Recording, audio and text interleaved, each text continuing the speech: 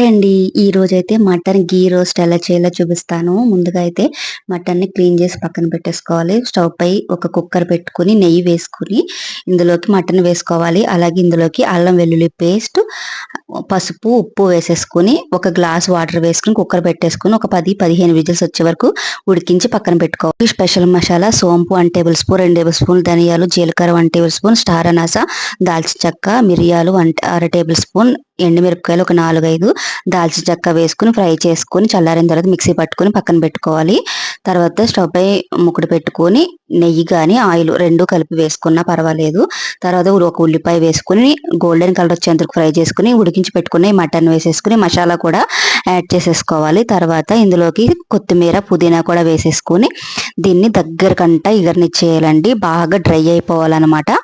అంతే, మనకి చాలా సింపుల్గా మటన్ ఘీ రోస్ట్ అయితే రెడీ అయిపోతుంది. చాలా టేస్టీగా ఉంటుంది. ఒకసారి ట్రై చేసి కామెంట్ చేయండి. కొత్తగా ఎవరైనా చూస్తుంటే సబ్స్క్రైబ్ చేసుకోండి. Thank you.